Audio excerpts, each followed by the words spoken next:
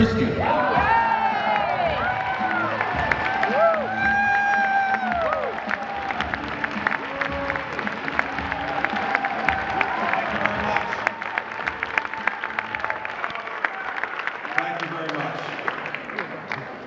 Thank you for having me here today. You know, over 14 years ago, on September 10th, 2001, I was named United States Attorney for the state of New Jersey by President George W. Bush.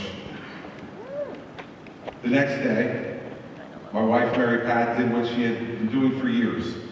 She left her home at 6 in the morning, headed to the train station, with a train that would eventually bring her to the World Trade Center.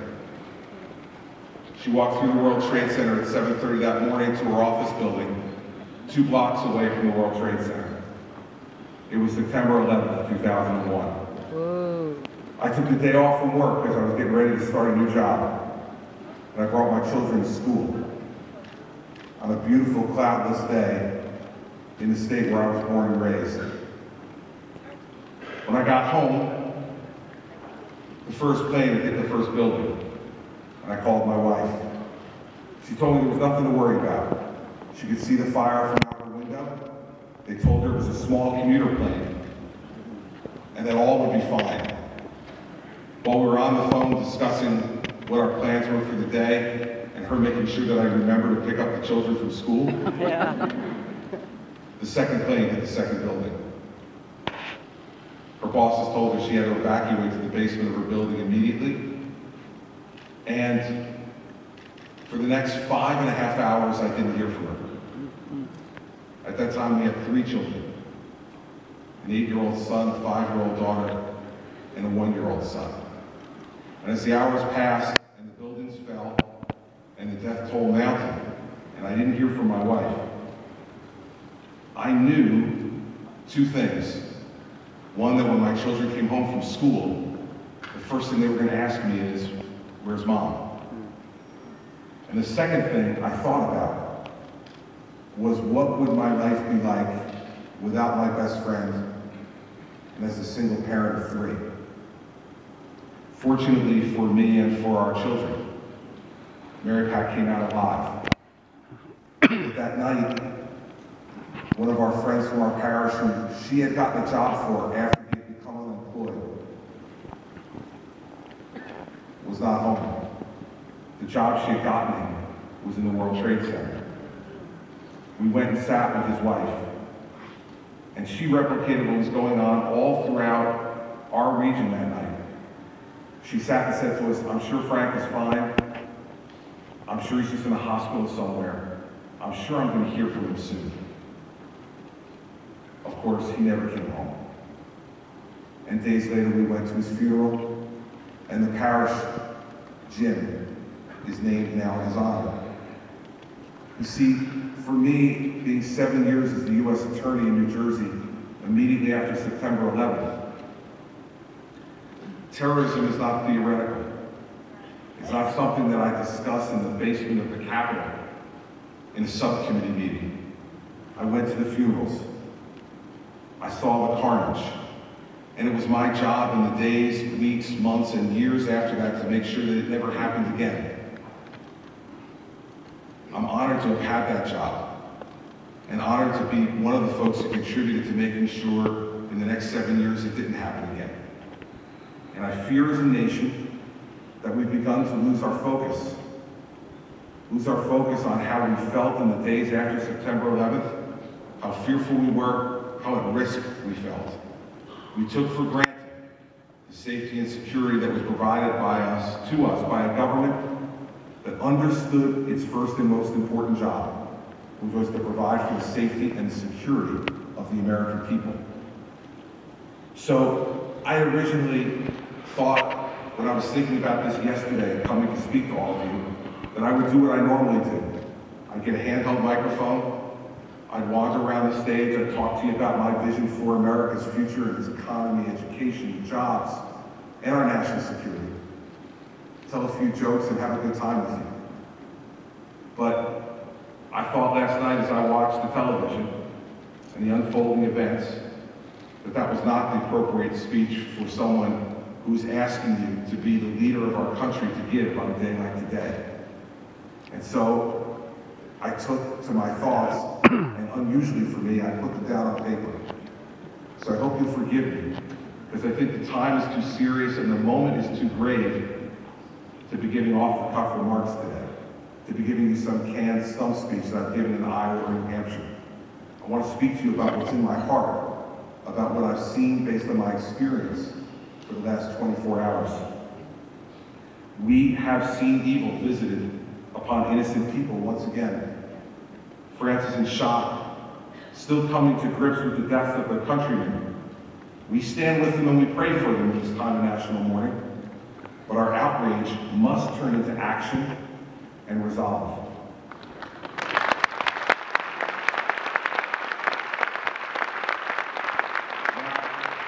ISIS warned us that they would commit unspeakable carnage, and now they have.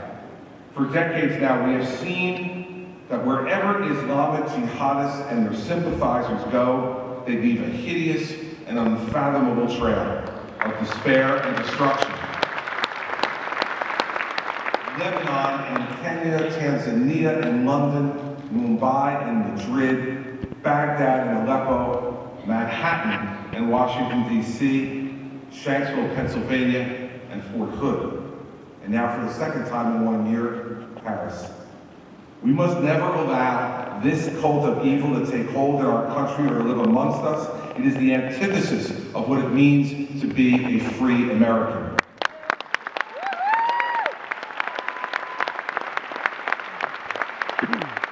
On a day like this, we all see the desperate need for strong leadership. But what does it mean to be a strong president? See, this government was designed and built to protect America and to protect American interests. And if we don't get that right, we can't truly be strong. Always upholding and respecting our constitutional principles, which starts with our sovereignty and our right to life, liberty, and the pursuit of happiness. When terror dogs us, happiness is not possible. Of course, that means law and order must be respected. And it must be respected to ensure that our way of life continues. Today we see special interests working to subvert our rule of law at our border, with a lack of drug enforcement, and through brazen executive action by a lawless president of the United States.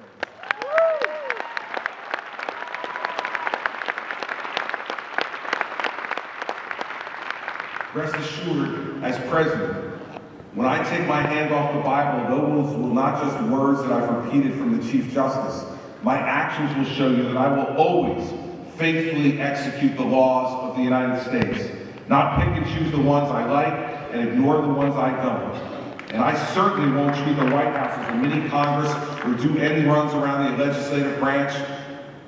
My presidency will never look like a lawless imperial presidency like the one we have right now.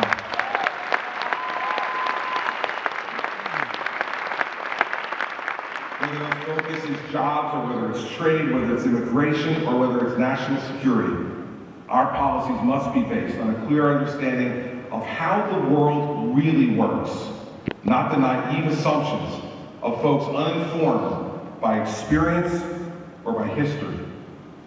Even when the right policy is not politically correct, or even when the right policy is unpopular with the big political donors, a strong person, I will have the fortitude to follow through and do the right thing for the people who I really work for, which are the people of the United States of America.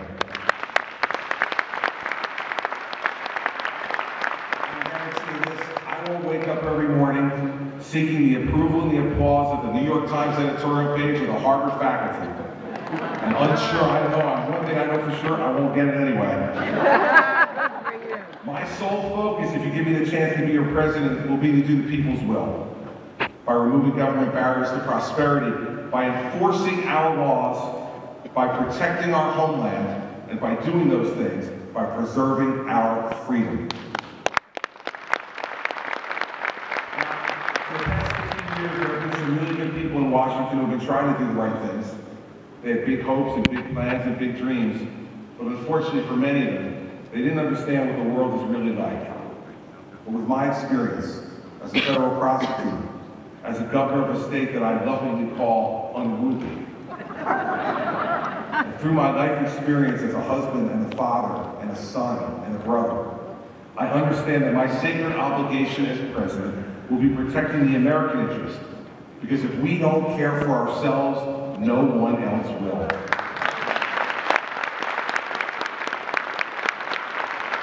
There are all too many people in academia and global business that aren't really interested in America as a nation state anymore. They're interested in building a different global order that will protect their economic interests, their philosophical interests, not in building a strong America that will protect the American interests. Now, I will not be governed by the public opinion polls. I will not be governed by the United Nations, and you can sure as hell bet I won't be governed by the Washington elites.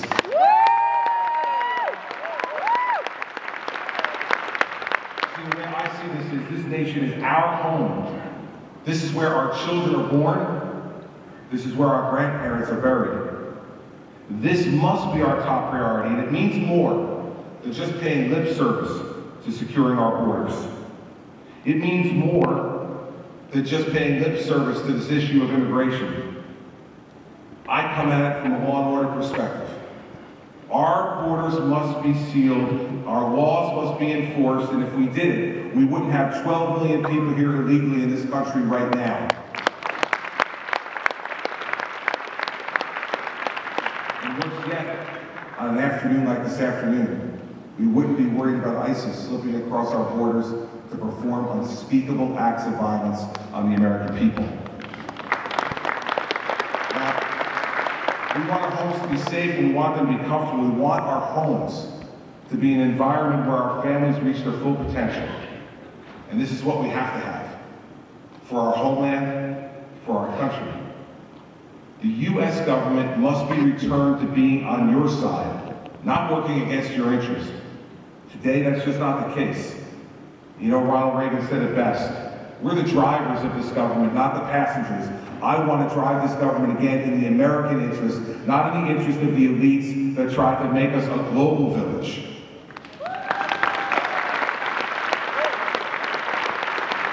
National security is not a privilege or an option.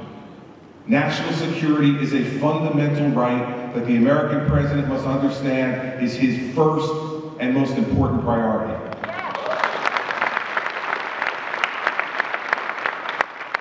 Some people think that any trade deal negotiated by these global economic interests is something we must sign on to.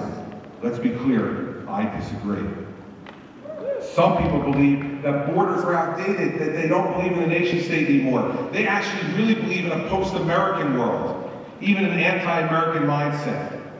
Most of us utterly reject that. We recoil from it, and we must continue to as a people.